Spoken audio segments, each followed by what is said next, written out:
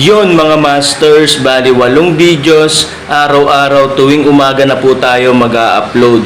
Maraming salamat sa mga solid kong masters dyan na patuloy pa rin na sumusuporta sa aking mga ina-upload na kwento o videos. At sa mga hindi nag-skip, maraming salamat po sa inyong lahat. At mag-iingat po kayo palagi and God bless. Magandang gabi mga masters, bali ngayon po ay 8 videos po ma-upload ko po sa aking YouTube channel. Tama nga mga masters, 8 videos nga po ma-upload ko. Yon, what's up mga masters? Nandito na naman tayo sa panibagong araw, panibagong kabanata na naman ang pagsasama-samahan natin ngayon guys.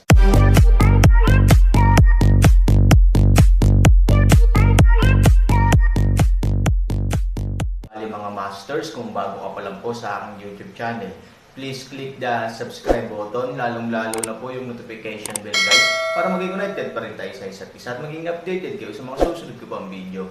Bali mga masters, bago natin umpisahan ng kwento ay mag-shoutout po muna tayo para sa mga solid nating tagapakinig. Shoutout kay Romel Damos at shoutout kay Raimundo Dayundon. Yun na nga mga masters, no? Bali hindi na ito patagalin. In 3, 2, 1, let's go!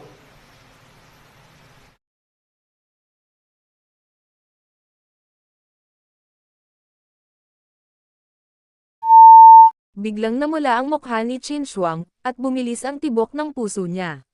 Mayroong ilang mga USA sa kanyang puso. Sa pagkakataong ito, baliw silang nagkabanggaan.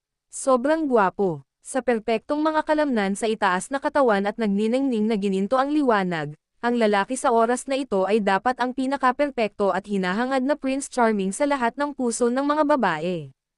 Hindi, ito ay isang bayani. Ang kaliwang kamay ay pula at ang kanang kamay ay kulay ube at nangangaliskis. Tumawa ang matanda. Sa oras na ito, lumipad siya pababa at tumabi kay Qin Shuang, hawak si Lao Shu sa kanyang kamay. Kumunat ang noo niya at sinabing, naging ang gintong katawan.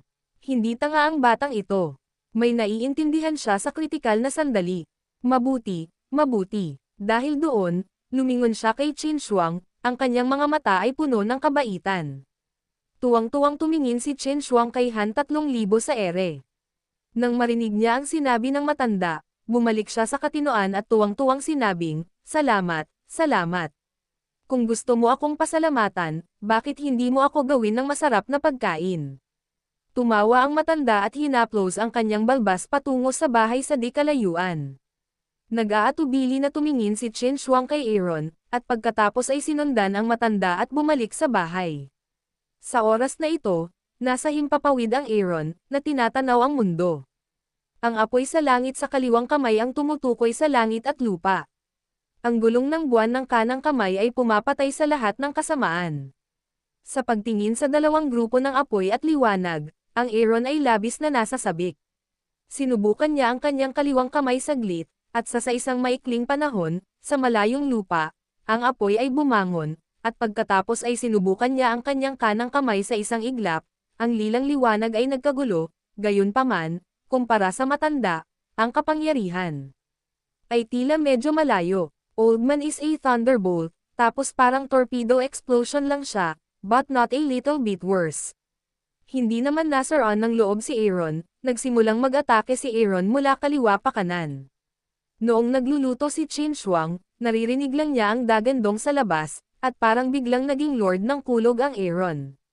Halos kumulog makalipas ang isang oras, nakapagluto na si Qin Shuang ng isang buong mesa ng pagkain, halos 10 daliri ay hindi nahawakan ang tubig ng Yangchun, maaari siyang maghagis ng maraming enerhiya upang gawin ang pagkain na ito. Ngunit masaya din ang pagsusumikap, masaya siya para sa Aaron. Sa oras na ito, naglalaro na sa kalagitnaan ng hangin ang Aaron.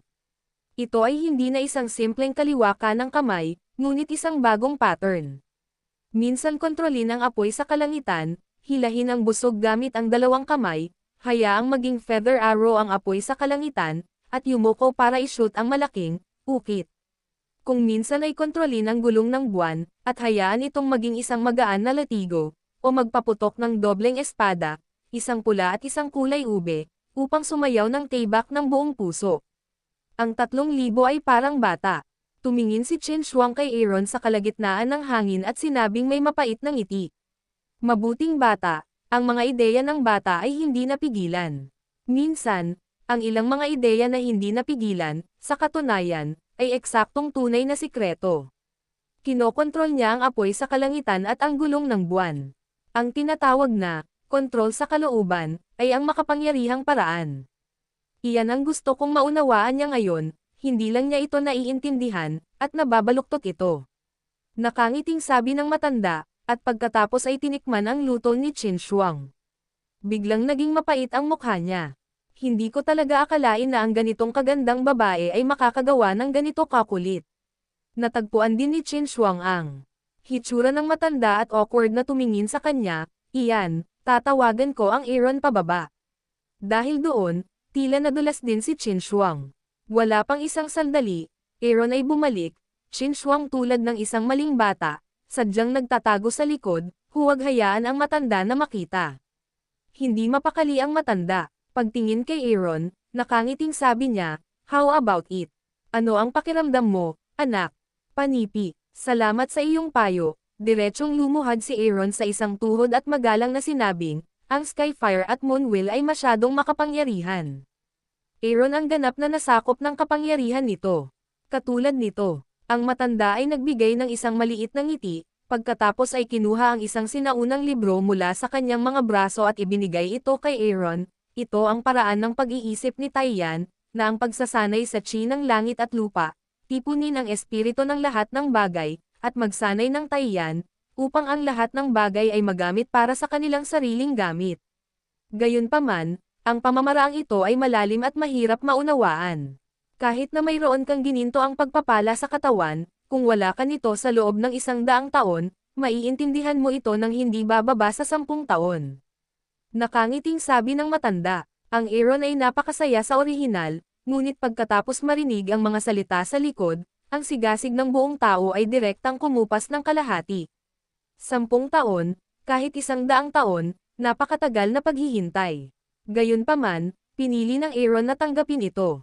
Mas mabuting magkaroon nito kaysa wala. Kung mayroon kang karapat-dapat na serbisyo at batas, magkakaroon ka ng lakas na maging isang Diyos sa digmaang ito. Nang makita ng matanda na si Aaron ang pumalit, nakangiti niyang sabi. Ngunit nabigla si Aaron, "Feng Shen. Guro, gusto mo bang talunin ko ang lahat ng tao sa patimpalak na ito, manalo sa 3 nangungunang at maging isa sa mga tunay na Diyos?" Isa sa mga tunay na Diyos. Aaron, iyon lang ba ang nasa isip mo? Nang marinig ng matanda ang mga salita ni Aaron, biglang ipinakita ng matanda ang kanyang seryosong mukha, kahit na may patuloy na galit sa kanyang mga mata. "Ang gusto ko ay maging ikaw ang tanging tunay na Diyos sa mundo. Ang tanging tunay na Diyos sa mundo." Pakinggan ito, Aaron, malinaw naman bahagyang isang leng, sa tabi ng Qin Shuang ay pakiramdam kakaiba, isipin na ang matandang lalaki ay tila nagbibiro. Kung tutuusin, sa simpleng pananamit ng matanda at madaling lapitan, mula sa isang tiyak na pananaw, hindi siya ang uri ng ambisyoso o ambisyosong tao. Kahit para kay Qin Shuang, sinabi ng matanda na ang posibilidad ng pag-iisa ni Aaron ay mas malaki kaysa sa hegemonya ng Aaron sa mundo. Higit sa lahat, kakaiba ang ganitong uri ng hegemonya. Kung hindi niya nakita ang tunay na kakayahan ng matanda, talagang akala ni Qin Shuang na ang matanda ay isang baliw. Ngunit kahit na nakita ko na ito, iniisip ni Qin Shuang na ito ay hindi kapanipaniwala. Not to mention being the only true God in the world, even if you can be one of the 3 true gods, it's already a life goal na hindi mabilang ng mga tao na pinapangarap ngunit hindi makakamit. Pagkatapos ng lahat, sa mundo ng lahat ng mga direksyon, mayroong napakaraming mga master na may napakalakas na personal na paglilinang, hindi pa banggitin na ang mga master na ito ay madalas na may malaking kapangyarihan sa likod nila. Sa kasong ito, mas mahirap na hamanin sila at maging isa sa mga tunay na Diyos kaysa umakyat sa langit. At ang sabi ng matanda, gusto pa ngang maging ang tanging tunay na Diyos. Ibig sabihin, kailangang talunin ng Aaron ang lugar ng dagat ng Yongsheng at ang tuktok ng asol na bundok. Ito ay imposible lamang. Hanggat hindi baliw ang taong ito, hindi niya magagawa ang ganitong bagay. "How's it going? Natatakot ka ba?" Ngumisi ang matanda. Umiling si Han Sanchen. Sa katunayan, ang walang hanggang dagat na lugar at ang tuktok ng asol na bundok ay may sariling paghihiganti kay Sanchen sa pagpatay sa kanyang asawa. Hindi na kailangang sabihin, si Sanchen ang maghihiganti sa kanila. Ito ay Natatakot ka, you're not good enough. Sabi ng matanda. Hindi itinatanggi ni Han Sanchen na bagamat ang kanyang personal na lakas ay bumuti ng paunti-unti, medyo malayo pa rin siya sa malalaking lalaking iyon.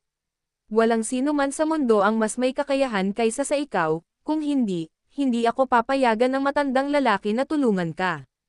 Alam mo, sa nakalipas na 10 bilyong taon, huwag mo akong tanungin ng matanda, kahit na magalang niyang sabihin sa akin ang ilang mga salita, ayaw niya, ngunit ikaw, sinira niya ang halimbawa, kung magkano, umaasa siya sa iyo hindi mo alam.